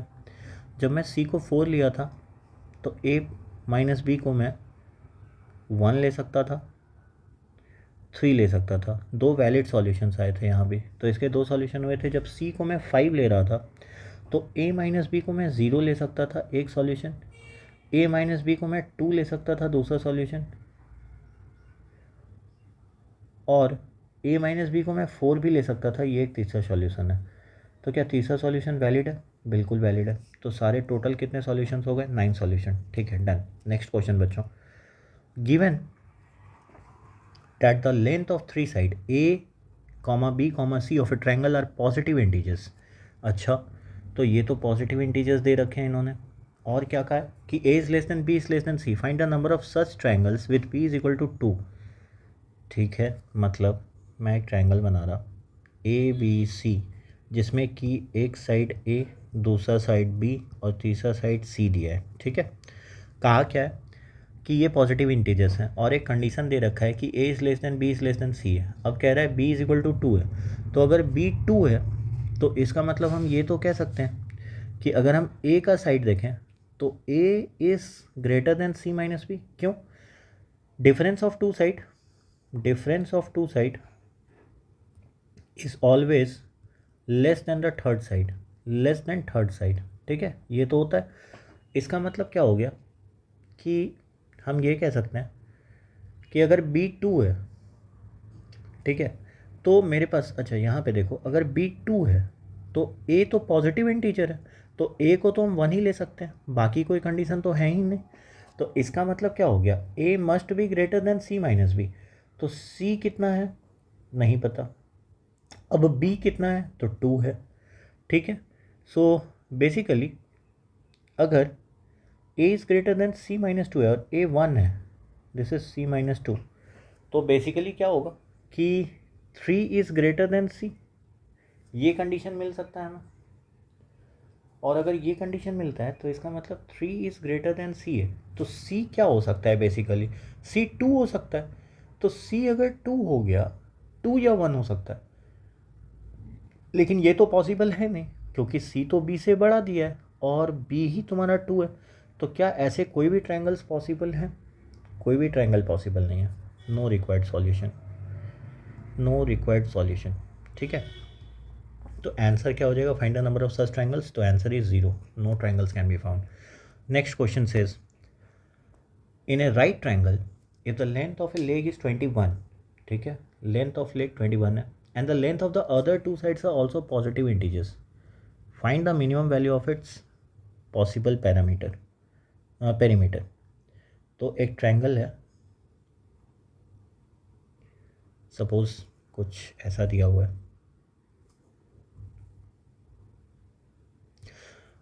लेंथ ऑफ ए लेग, तो इसका मतलब मैं इसको बोल देता हूँ ये ट्रायंगल ए बी सी है, ये 90 डिग्री है, ठीक है, ए के सामने वाला ए, बी के सामने बी है, and there is something C here, ठीक है. इसमें से एक लेग 21 है, तो मान लेते हैं ये 21 है, ठीक है. और बोल रहा है कि हमें ये दिया है length of the other two sides are also positive integer, मतलब C B is also belonging to Z plus, ठीक है. Find the minimum value of its possible parameter. तो बेसिकली यहाँ पे क्या हो जाएगा कि B square minus C square जो लिखाएगा वो 21 का स्क्वायर लिखाएगा. कैसे? By Pythagoras theorem, by Pythagoras theorem. तो पाइथागोरस थ्योरम से ये तो हो गया बच्चों. अब क्या कहा जा रहा है कि B square minus C square अगर 21 स्क्वायर है तो I can write like this कि B plus C into B minus C is equal to 21 का स्क्वायर है। 21 का स्क्वायर को अगर हम प्राइम फैक्टराइज करें तो 3 इंटू 7, तो 3 का स्क्वायर इंटू 7 का स्क्वायर, ये हो गया। अब हमें निकालना क्या है, पेरीमीटर का मिनिमम सम। तो 21 plus B plus C shall be minimum. हमारा कंडीशन क्या है ये करने का, शैल बी मिनिमम। तो अब एक बात सोचो, इसका मतलब 21 तो पहले से, तो हमको b प्लस सी को मिनिमम करना है। b प्लस सी मिनिमम होना चाहिए, तो b प्लस सी अगर मिनिमम होगा तो b माइनस सी क्या होना चाहिए, maximum. b minus C must be maximum. अब एक दो बात यहाँ से है कि अगर b माइनस सी मैक्सिमम होगा तो इसका मैक्सिमम वैल्यू कितना हो सकता है, ठीक है। तो मैक्सिमम वैल्यू कैसे पता किया जा सकता है, तो एक बात सोचो, b प्लस सी को मिनिमाइज करना है, b प्लस सी मैक्सिमम। अब मैक्सिमम तुम बोलोगे कि 3 स्क्वायर इंटू 7 स्क्वायर हो सकता है, बट ये नहीं होगा। क्यों? क्योंकि b प्लस सी, देखो since b is greater than c, ठीक है, तो मैं इतना तो कह सकता हूँ कि b प्लस सी जो होगा वो बड़ा होगा b माइनस सी से, ये तो श्योर शॉर्ट है। तो b माइनस सी का ऐसा कौन सा वैल्यू ले सकते हैं जो b प्लस सी से छोटा हो, तो 3 स्क्वायर इंटू 7 स्क्वायर तो ले नहीं सकते, ठीक है। फिर 3 स्क्वायर इंटू 7 भी नहीं ले सकते, फिर 3 का square that can be taken. तो b माइनस सी को अगर हम 3 स्क्वायर रख दें 9, तो यही इसका सबसे मैक्सिमम वैल्यू हो सकता है, इससे ज़्यादा नहीं हो सकता। तो बाकी कौन बच गया, b plus C. b plus C कितना हो सकता है, 7 का square that is equal to 49, ये हो सकता है। तो अगर b प्लस सी का मिनिमम वैल्यू 49 होगा तो यहाँ पे पेरीमीटर कितना हो जाएगा, 21 plus 49 that is 70। So 70 is the answer, answer will B 70। Next question says in triangle AD, angle AD is equal to 140 degree. The points B and C are on the sides AD and AE respectively. If AB is equal to BC is equal to CD is equal to D, then angle EAD in degrees is। इसका मतलब ये क्या कह रहा है, मान लो एक triangle है, ठीक है, इसमें दे रखा है ADE, so this is ADE, और कहा क्या है, एंगल ADE 140 डिग्री है, ठीक है।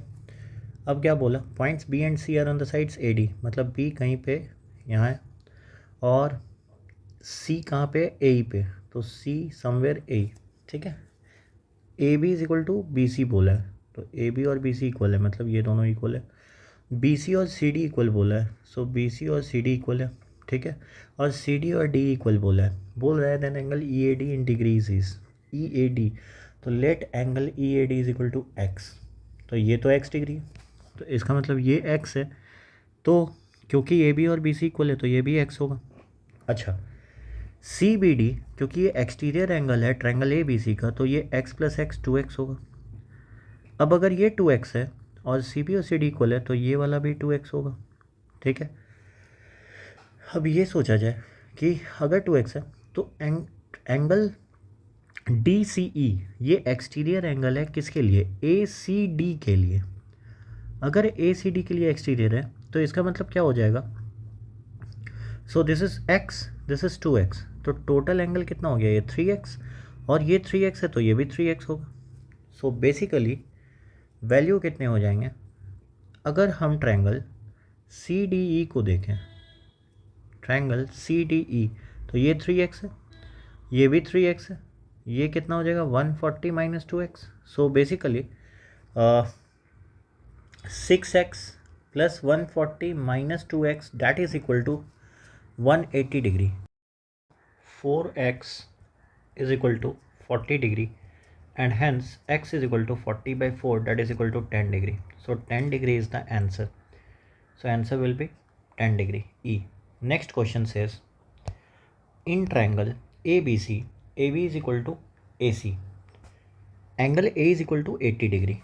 Okay, we can draw the triangle ABC where AB is equal to AC, it is given, and this angle is 80 degree. So we can also say the rest of the angle will be 50 degree each. Why? Basically it is an isosceles triangle.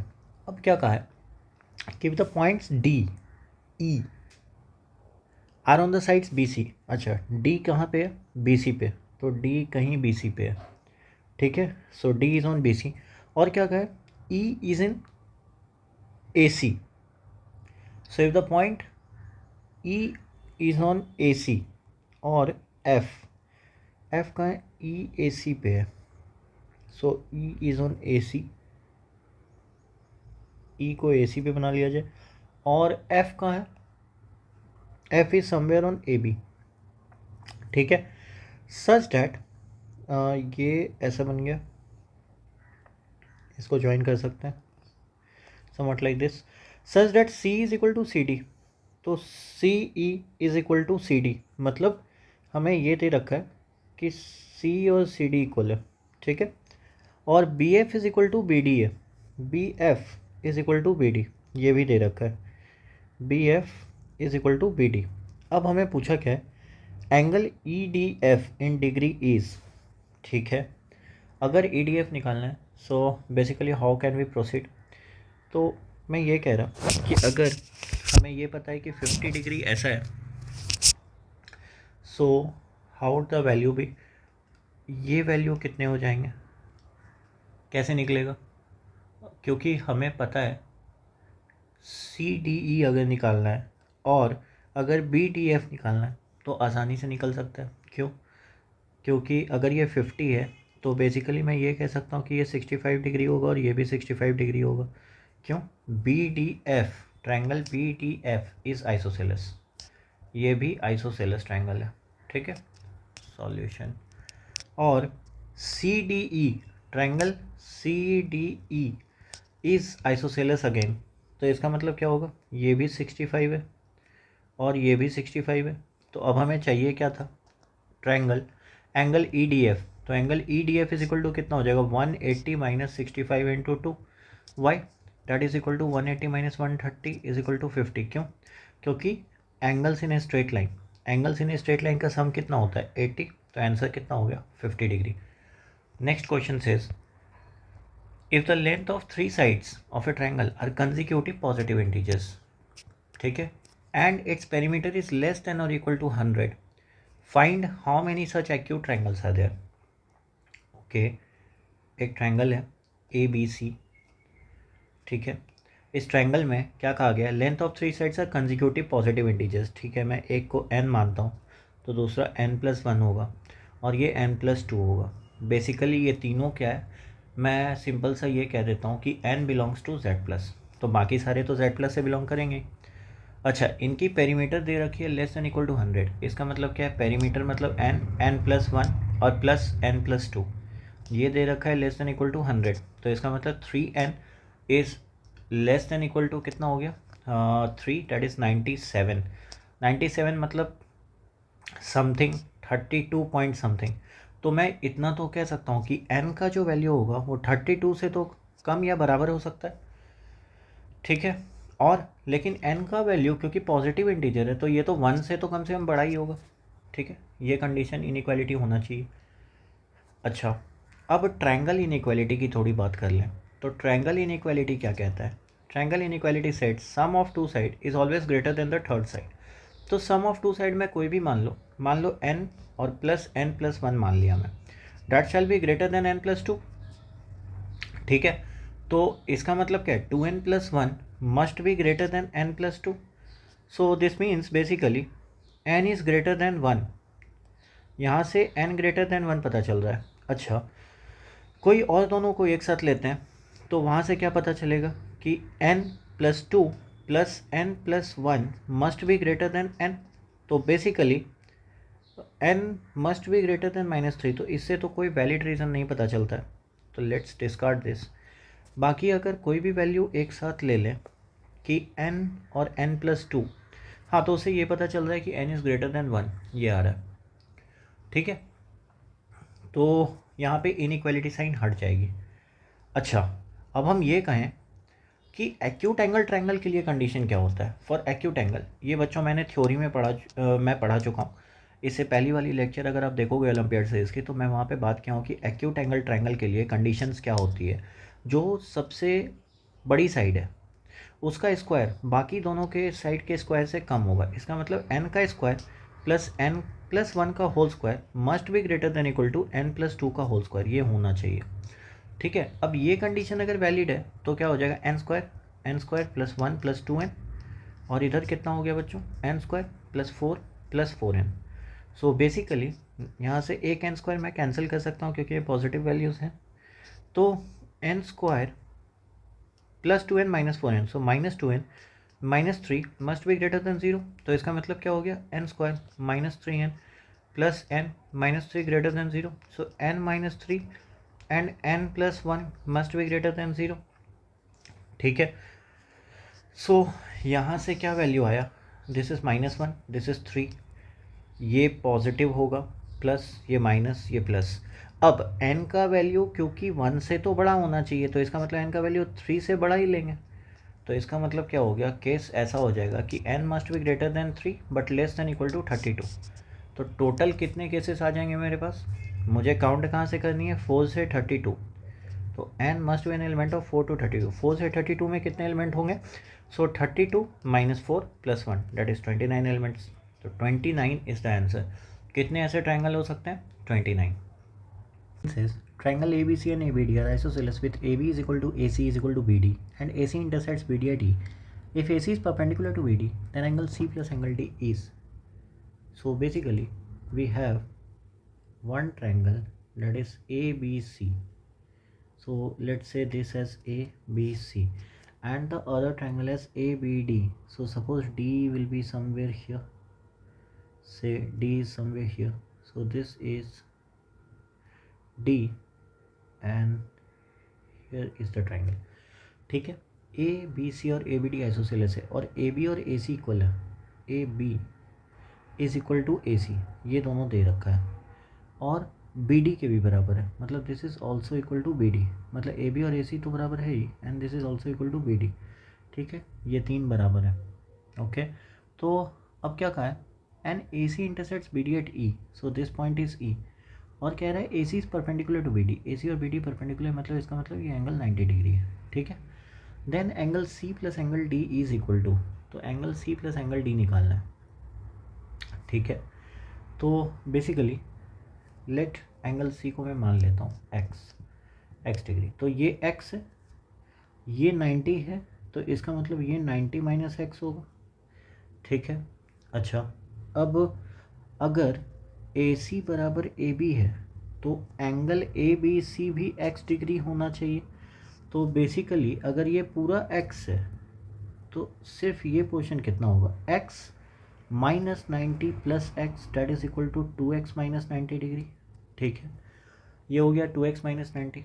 अच्छा, अब similarly अब हमें ये पता है कि ये 2x minus 90 है, तो टोटल एंगल ये कितना हो जाएगा, 2x माइनस 90 और ये 90 है। So basically we can say, अच्छा कौन से ट्रायंगल में, एक हमें ये पता है कि ए सी और बी डी भी इक्वल है, इसका मतलब ए बी और बी डी इक्वल है। ठीक है, तो ये टोटल एंगल इसके भी इक्वल होगा। ठीक है, और हमें एक चीज़ पता है क्या, कि ये 90 था, ये 2x माइनस 90 था, तो सिर्फ एंगल ई ए बी वो कितना हो जाएगा, 180 minus 90 plus 2x minus 90 plus 2x minus 90। हाँ, सो basically this will B 180 minus 2x, तो ये वाला वैल्यू जो हो गया वो हो गया 180 माइनस 2x। ठीक है, और सो दिस एंगल, ये वाला एंगल कितना हो जाएगा, क्योंकि 90 डिग्री ये भी 90 है, ये अगर y है तो पूरा को भी y होना पड़ेगा। हाँ, तो बेसिकली आ गया ना value. So if angle A D B also, मैं ये कह सकता हूँ कि एंगल ए डी बी पूरा y है, y डिग्री, तो बेसिकली ये अगर y है तो ये भी y होगा पूरा।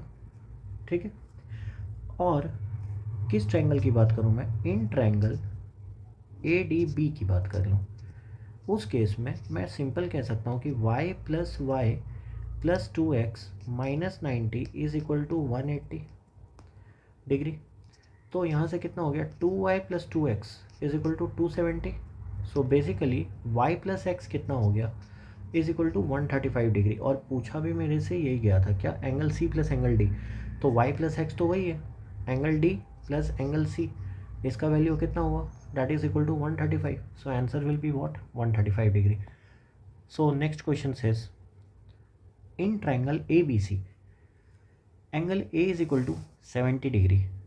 ठीक है, इन ट्रायंगल ए बी सी कहीं पे ए बी सी है और कहा क्या जा रहा है, ये ए है ये बी है, सपोज ये सी, एंगल ए 70 डिग्री है। ठीक है, D is on side A C, D is somewhere on side A C.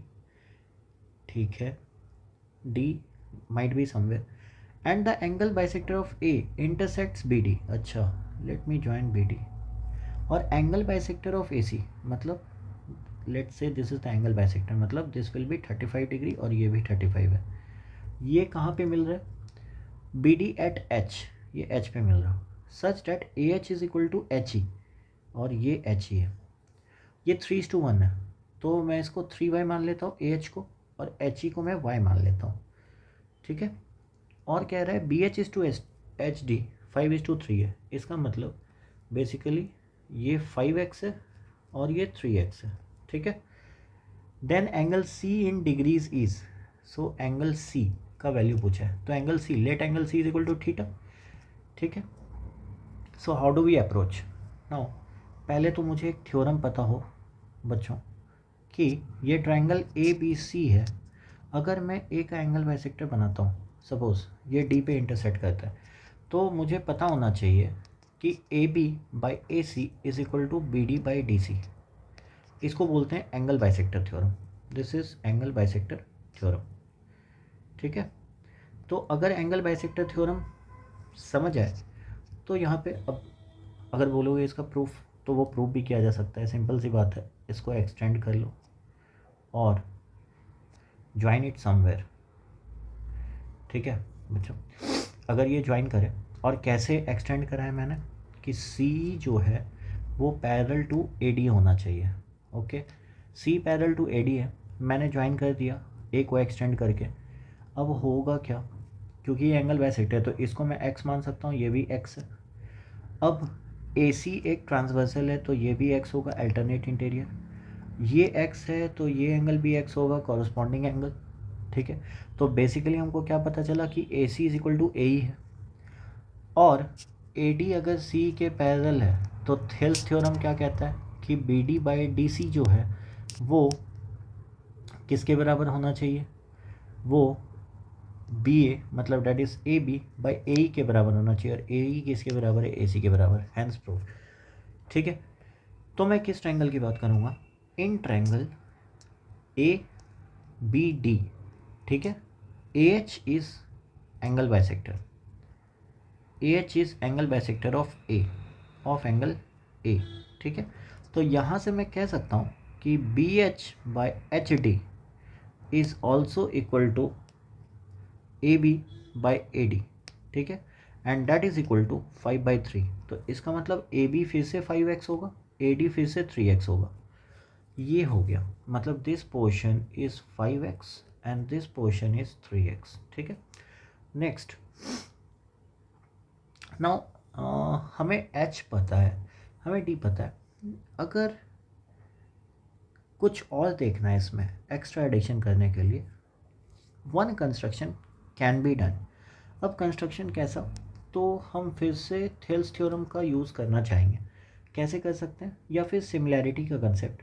Let's see, I am drawing D F that is parallel to A, D F parallel to A is drawn. ये क्यों draw किया गया अभी पता चलेगा, construction करना पड़ा। Construction करने का रीज़न ये है कि मुझे सी डी चाहिए, आई रिक्वायर सी डी, और सी डी लाने के लिए एक कंस्ट्रक्शन इज़ वैलिड। ये कंस्ट्रक्शन करने से फ़ायदा क्या होगा, हमें डी एफ मिल जाएगा आसानी से, और अगर मुझे डी एफ मिल गया तो मैं सी डी भी निकाल सकता हूँ. So let's look at another triangle. कौन से ट्राइंगल की बात कर रहा हूँ मैं? B F D. If you can see this triangle B F D, यहाँ पे एक एच ई बना है. ठीक है, मुझे पता है ये 5x है, ये 3x है और ये y है. Now basically D F parallel to बनाया गया है A. D F parallel to A is drawn, तो डी एफ एच ई के भी पैरेलल होगा. नाउ डी एफ अगर एच ई के पैरेलल है तो हम ये तो कह सकते हैं कि triangle B H E is similar to triangle B D F. क्यों सिमिलैरिटी? Triple A similarity. ये एंगल कॉमन है, this angle is equal to this angle. क्यों? Corresponding. And again this angle is equal to this angle, corresponding. तो इसका मतलब अगर ये corresponding angles हैं तो हम कह सकते हैं कि B H by B D is equal to H E by D F. Now what is B H by B D? So this will be 5/8. B D क्यों? B D 5x + 3x 8x है, तो 5/8. H E Y है, D F नहीं पता, तो D F यहाँ से निकल गया, कितना हो गया? That is equal to 8y/5. So D F हमें पता चल गया, कितना हो गया? 8y/5. अब डी एफ पता हो गया तो बेसिकली फिर से ट्रायंगल देखा जाए A E C. Triangle A E C. So if I see triangle A E C, यहाँ पे डी एफ है. ठीक है, सो ट्रायंगल ए ई सी में ए ई कितना है? 4y. ठीक है, और हमें ये पता है कि दिस वैल्यू इज़ 3x, ये 3x है. हमें चाहिए क्या? सी डी, और ये अभी निकला 8y/5. बेसिकली डी एफ तो ए के पैरेलल है, तो फिर से क्या होगा? Triangle C D F will be similar to triangle C A E. क्यों? A similarity. This is A similarity, और कह सकते हो ट्रिपल ए सिमिलैरिटी, जो भी कहना है इसमें. तो यहाँ से क्या पता चला कि डी एफ बराबर D F by A E is equal to C D by C A, ये होगा. So D F by A E, so what is D F? D F is 8y/5. And what is A E? This is 4y is equal to C D. C D is 3x. No, C D नहीं पता हमें, तो C D को ऐसे ही रहने देते हैं, let it be as it is. और सी डी बाय सी ए कितना है? 3x + C D. So basically ये कट गया 2/5, और इसको पलट दो. 5/2 is equal to 3x/CD + 1. So basically 5/2 - 1, that is 3/2 is equal to 3x/CD. 3 gets cancelled, so CD is equal to 2x. अब CD कितना हो गया? 2x. Now CD becomes 2x. इसका मतलब क्या है? ये पोर्शन 2x हो गया. अब इससे फ़ायदा क्या हुआ बच्चों? हमें ये पता चल गया कि ए बी भी 5x है, is also equal to A C, that is also 5x. क्यों? टोटल लेंथ ए सी का 5x है. अब ए बी और ए सी अगर बराबर हो गया 5x के, तो इसका मतलब triangle A B C is isosceles. अब ये अगर आइसोसेलेस है तो हम ये कह सकते हैं कि एंगल ए 70 है, तो रिमेनिंग एंगल कितना होगा? 110. 110 मतलब, और एंगल सी को मैंने माना क्या था? थीटा. तो theta + 70 shall be equal to what? 180.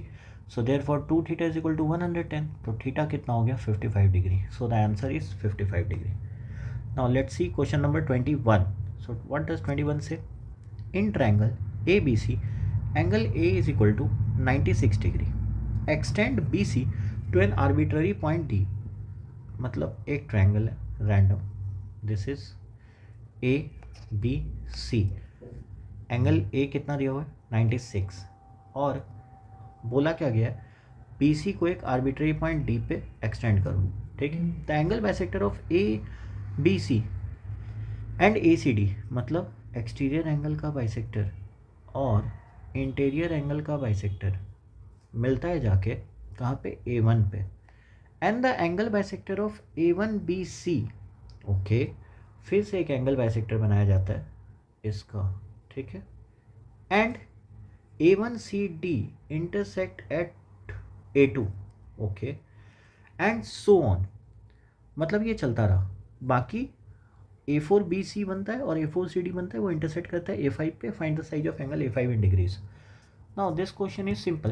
पहले एक रूल स्टैब्लिश किया जाए। क्या रूल है? अगर मैं ये कहूँ कि कोई एक ट्रायंगल है ABC बच्चों, इसमें अगर एंगल C का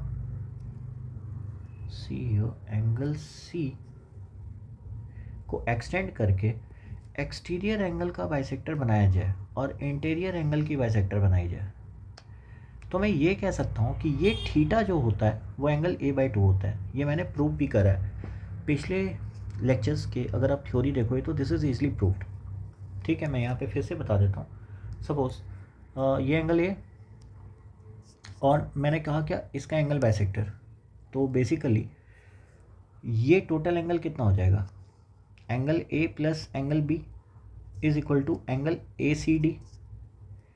एंगल ACD, अच्छा इसका बाइसेक्टर मतलब इसका half, that is equal to angle A plus angle B/2। अच्छा सिमिलरली ये जो वैल्यू है वो कितना है? Angle B/2। और ये एंगल कितना है? Angle C। तो बेसिकली मुझे थीटा चाहिए, तो थीटा को मैं लिख सकता हूँ 180 minus angle B/2 plus angle A plus angle B/2 and plus angle C। So this will be the value. तो यहाँ से कितना आ जाएगा? 180 minus angle A plus B, मतलब angle A/2 plus angle B/2 plus angle B/2, so that will be angle B plus angle C। So basically this will be equal to 180 minus angle A/2, इसको रहने दिया जाए, plus 180 minus angle A। क्यों? Angle A plus angle B plus angle C 180 है, तो इसका मतलब angle B plus angle C कितना होगा? 180 माइनस है। So basically 180 gets cancelled and therefore minus sign के साथ ये एंगल A/2 निकलेगा। इसका मतलब अगर कोई ट्रायंगल में एक एंगल दिया है और एक इंटीरियर एंगल बाइसेक्टर और एक एक्सटीरियर एंगल बाइसेक्टर है रिमेनिंग एंगल्स का, तो उससे जो एंगल्स बनेंगे, फॉर्म होंगे, वो रिमेनिंग एंगल का आधा होता है। तो बेसिकली अगर 96 है तो मैं ये कह सकता हूँ कि A1 जो होगा वो 48 होगा, A2 जो होगा 24 होगा, A3 जो होगा वो 24 का आधा 12 होगा, A4 जो होगा वो बेसिकली 6 होगा, तो A5 जो होगा बेसिकली वो 3 डिग्री हो जाएगा। So angle A5 will be equal to 3 degree. ठीक है, और हम इसको जनरलाइज कर सकते हैं कि AN जो होगा वो बेसिकली 1/2 टू द पावर कितना होना चाहिए? 5। दैट इज़ अगर 5 के लिए ऐसा था तो AN के लिए मैं क्या लिखूँगा? 1/2 to the power AN into original angle, that is angle A। ये हो जाएगा। क्यों? क्योंकि A5 जब कर रहा हूँ तो कितना हुआ? 1/2 to the power 5 into 96, that is equal to 3 degree. Done. Next question says in triangle ABC। ठीक है, ABC एक ट्रायंगल है, AB is equal to AC दिया हुआ है। Okay, so AB is equal to AC। Let's see ABC, ये triangle है AB और AC, मतलब ये आइसोसेलेस ट्रायंगल है। So if this angle is theta, this angle is also theta. ठीक है, और क्या कहा गया है कि ABBC CA such that D is equal to EF is equal to FD। ठीक है, D AB पे है, so D is on AB, E is on BC, E is on BC and F is on AC, so F is on AC। तो basically ये कहा जा रहा है कि कुछ ऐसा बनाया गया such that D is equal to EF is equal to FD, ये तीनों इक्वल है। ठीक है, सो अगर ये तीनों इक्वल है, बोला क्या गया है? To prove angle DEB, so this is DEB is equal to, क्या कहा जा रहा है प्रूव करने के लिए? Half of angle ADF, half of angle ADF plus half of angle CFE। मतलब बेसिकली अगर मैं इसको बोलूँ let us consider this as angle C, ठीक है, सी डिग्री, इसको भी मैं बोलता हूँ ये बी डिग्री है, और ये बोलता हूँ मैं ये ए डिग्री है। तो बेसिकली हमें प्रूफ क्या करने बोला जा रहा है, C is equal to half of A plus B, ये प्रूफ करना है हमें, ठीक है।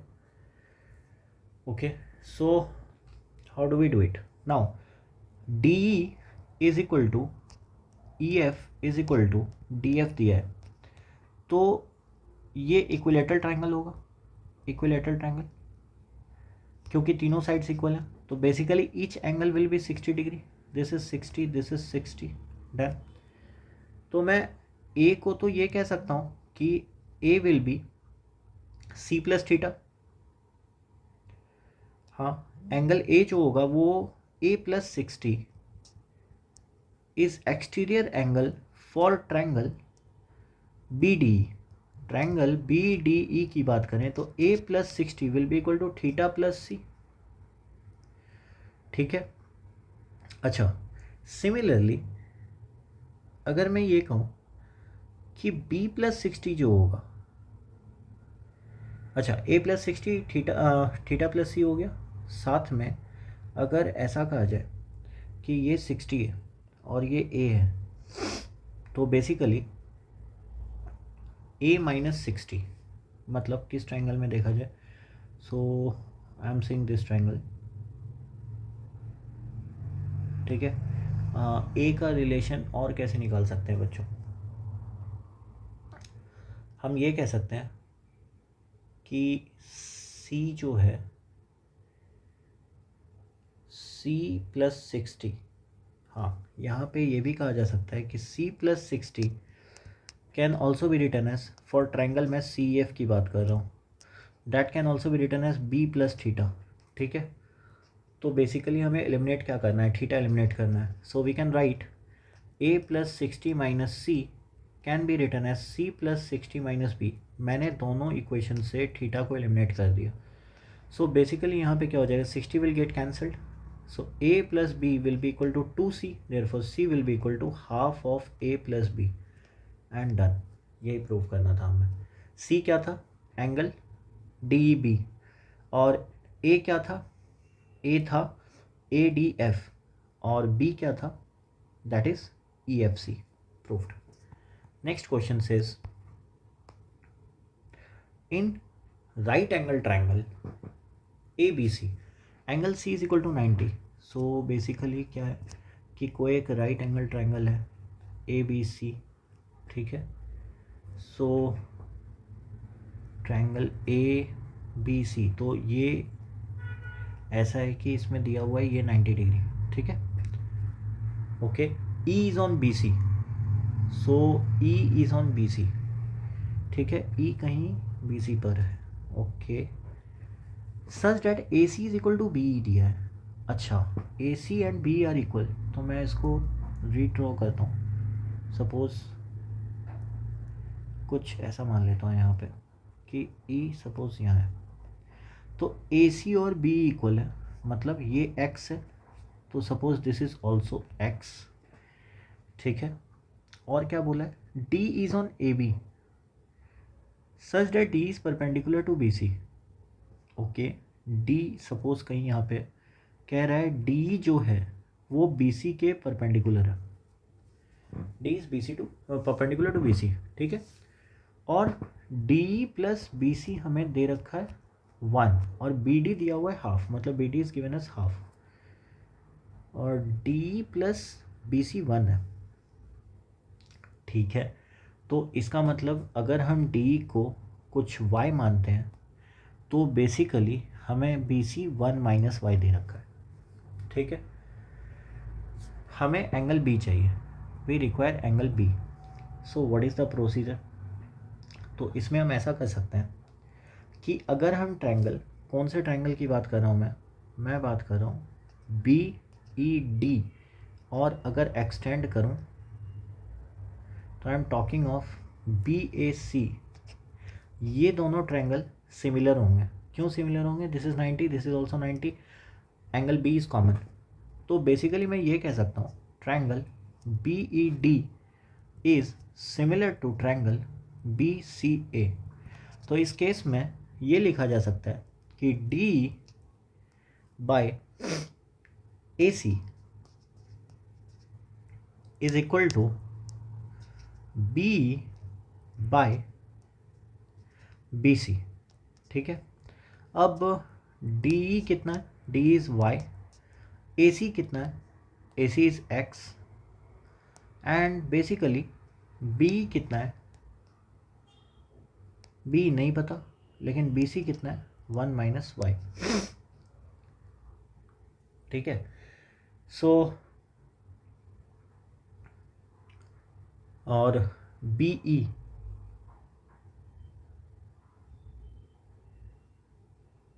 अच्छा ये कहा है D plus B C. Okay okay, E will be the same point ना, so basically E is the same point. तो हम ऐसा कह सकते हैं बच्चों कि अगर ई तो सेम पॉइंट है तो ई तो दो जगह नहीं होगा, ई तो यही होगा। इसका मतलब ये पोर्शन भी एक्स है, मतलब basically this portion is x only, ये पोर्शन एक्स है बच्चों। ठीक है, तो यहाँ पे मैं बी को एक्स लिख सकता हूँ। So basically X square will be equal to what, 1 minus Y into Y. So this will be equal to X square plus Y square will be equal to Y. ये हो गया। अच्छा, एक और बात, कौन से ट्रायंगल की बात करूँ, बी ई डी की बात करूँ। So basically if you talk of B E D, यहाँ पे ये हाफ दिया है, ये एक्स दिया है, ये वाई है, तो X square plus Y square is equal to कितना हो गया, डैट इज इक्वल टू 1/4। ठीक है, सो बेसिकली हमें क्या पता चला कि y जो है वो तो 1/4 है। 1/4 का मतलब क्या है कि this is half of B D. ठीक है, तो y एक्चुअली है क्या, y डी है। तो हमें ये पता चला कि d बाई बी डी जो है वो बेसिकली हाफ हो गया, और किसी ट्रायंगल में d बाई बी डी जो है वो साइन ऑफ एंगल b होगा, साइन ऑफ एंगल b, और ये हाफ है, तो इसका मतलब एंगल b कितना हो सकता है, 30 डिग्री। हमें पूछा भी क्या गया था कि फाइंड एंगल b, तो एंगल b कितना हो गया, that is equal to 30 degree, and done. Next question says, यहाँ पे दिया है कि इन ट्रायंगल ए बी सी, ठीक है, A C is equal to B C दे रखा है हमें। Okay, A C is equal to B C और एंगल सी 20 दे रखा है। M is on side AC and N is on side BC दिया है, such that angle BAN is equal to 50 degree. Angle ABM is equal to 60 degree. So find angle NMP in degrees. तो basically हमें ये दे रखा है कि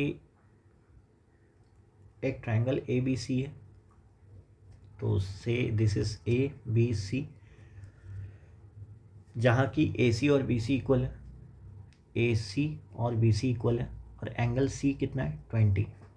M किस तरफ है, AC के side, so M is on side AC, तो M AC को मान लेता हूँ। N is on side BC such that BN, तो सबसे पहले मैं इसको ज्वाइन कर लूँ और ज्वाइन दिस ऑल्सो, और बेसिकली ये भी ज्वाइन कर लेता हूँ। अब हमें बोला क्या क्या गया कि BAN ये दिया हुआ है 50 degree, this is given as 50। ABM ये दिया हुआ है हमें 60 डिग्री। ठीक है, तो find angle NMB, what we are required to find angle NMB। Let angle NMB is equal to theta, ये मान लेता हूँ। अब we are required to solve it. So basically remaining angle तो फाइंड किया जा सकता है। अब कौन कौन सा रिमेनिंग एंगल है, हमें ये पता है कि AC is equal to BC है दिया हुआ, तो ट्रायंगल ABC इज आइसोसेलस। अगर ये आइसोसेलस है, isosceles, if this is isosceles, तो मैं ये कह सकता हूँ कि यहाँ से this is C, this is A, this is B, तो ये 20 है, तो बेसिकली इसका मतलब 160, सो this will B 80, this will B 80।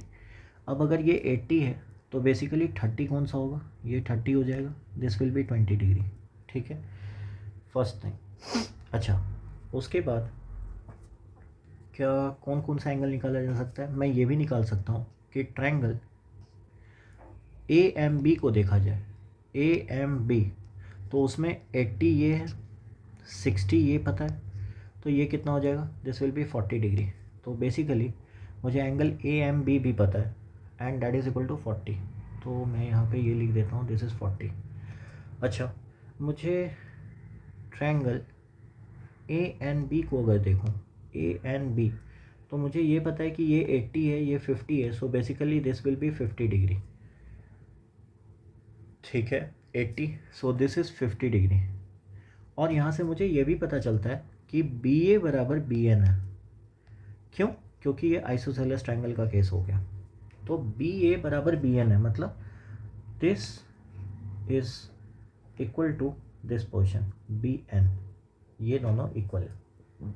Okay, अब ये सारी बात अगर पता चलती है तो बेसिकली हमें क्या चाहिए? हमें चाहिए एन एम बी, और एन एम बी निकालने के लिए there can be one construction that can be done. So let me do one construction and ऐसा किया जा सकता है कि मैं एक पॉइंट डी चुनूँ, कैसे? Such that A B is equal to B D हो जाए। I am choosing one point D such that A B is equal to B D. अगर A B is equal to B D होता है तो basically triangle A B D की अगर बात करें फिर से, ठीक है, so triangle A B D, तो यहाँ पे ये 80 डिग्री है और A B equal to B D बनाया गया है by construction, this is by construction. अगर कंस्ट्रक्शन ये कराऊँ तो इसका मतलब मुझे ये पता चल गया कि एंगल 20 डिग्री होगा। तो देयरफॉर सॉरी, दिस इज़ 80, क्यों? दोनों तो इक्वल ही है, तो ये एंगल 20 डिग्री होगा, which angle A B D that is equal to 20 degree. So basically ये एंगल 20 है। ठीक है, अब अगर ऐसा हुआ तो इसका मतलब if we check out the triangle D M B, I am telling D M B, तो डी एम बी वाले ट्रायंगल में अगर फिर से देखा जाए तो I am talking of which triangle? Triangle D M B. So this is D, this is B, this is M, जिसमें कि ये 40 दिया है और हमें अभी एंगल डी पता चला है, कितना था? एंगल ए डी बी 80 है। So angle A D B 80 है, इसका मतलब ये एंगल 100 होगा। एंगल 100 होगा तो बेसिकली मैं ये कह सकता हूँ कि 100 और 40, तो this angle will be 40 degree. तो ये डी बी एम ये 40 हो गया। अब अगर मैं डी एन बी को देख लूँ, so if we check out D N B, basically in D N B we know B D is equal to B N. कौन सी ट्रायंगल की मैं बात कर रहा हूँ? I am talking of this triangle D N B. So D N B के case में हमें ये पता है कि this is somewhere D, this is N and this is B. इसमें से मुझे एक एंगल पता है कि ये 60 है और हमें ये पता है कि बी डी और बी एन इक्वल है। क्यों? क्योंकि मैंने बी डी और ए बी इक्वल बनाया था कंस्ट्रक्शन से और ए बी और equal to B N proof किया था, तो ये दोनों इक्वल हो गए। सो बेसिकली अगर ये दोनों इक्वल हैं तो ये थीटा और 60 है, तो this is also equal to 60, this is also equal to 60। Basically ये इक्विलैटरल ट्रायंगल हो गए, इक्विलैटरल ट्रायंगल।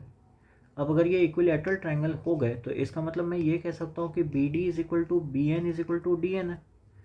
ठीक है, तो बी डी, बी एन और डी एन तीनों इक्वल हो गया। तो यहाँ पे अगर कंस्ट्रक्शन किया जाए, so basically I am talking B D, B N और डी एन तीनों इक्वल है, मतलब ये इक्विलैटरल ट्रायंगल है। अब अगर ये इक्विलैटरल ट्रायंगल है तो बेसिकली मैं अगर डी एम एन को देखूँ, अब लास्टली मुझे क्या चाहिए? मुझे चाहिए एन एम बी। तो I will check for DMN. So if we check out DMN, so there is DM, तो ये D है, ये M है, and there is N somewhere. ये इसमें मुझे कौन कौन से एंगल पता है, तो मुझे ये पता है कि MDN कितना होगा. कैसे पता है, क्योंकि MDN जो एंगल है वो बेसिकली ओवरऑल ये 30 डिग्री था, ये एंगल 60 था, और इधर हम लोगों ने निकाला था कि ये एंगल कितना था, दिस वाज 80. सो 80 60 140. तो बेसिकली MDN जो होगा ये 40 होगा. ठीक है. DN और DM तो पता नहीं है, तो DN और DM का कुछ रिलेशन आ सकता है क्या. अब ये देखो कौन सी ट्रायंगल की मैं बात कर रहा हूँ, मैं बात कर रहा हूँ DMB की. आई am talking of DMB. So DMB के केस में DM और BD इक्वल है. क्यों, क्योंकि ये भी 40 डिग्री है और ये भी 40 डिग्री है. So basically BD is equal to DM है. अच्छा एक बात, BD किसके बराबर है, BD DN के भी बराबर है. तो हम ये तो कह सकते हैं कि DN is equal to DM है.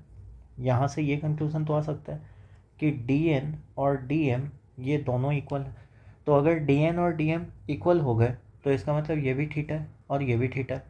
तो बेसिकली थीटा कितना हो जाएगा, 180 minus 40 divide by 2. So that is equal to कितना, 70 डिग्री. अब थीटा ये 70 आ गया, तो बेसिकली टोटल एंगल 70 है, जिसमें से कि DMB 40 है. तो इसका मतलब BMN कितना हो जाएगा, 70 minus 40 that is 30 degree. So angle NMB, यही पूछा गया था, angle NMB is equal to angle DMN minus 40 degree. So basically 70 minus 40 that is equal to 30 degree. And this one of the best question. आप 1952 का है बच्चों ये बोल लो, बट आज तक के एंगल चेजिंग का सबसे बेस्ट प्रॉब्लम ये माना गया है. एंगल चेजिंग का one of the best problem है बच्चों ये. प्लीज़ लुक केयरफुली कि कितने स्टेप्स करने पड़ेंगे और कहाँ पे कंस्ट्रक्शन करना है. ठीक है. Hope you like the session. Please watch it carefully. There are 24 questions done. सारे क्वेश्चन बच्चों फिर से एक बार रिवाइज करो. And thank you. For the next series I will be coming along in the next few days. Thank you.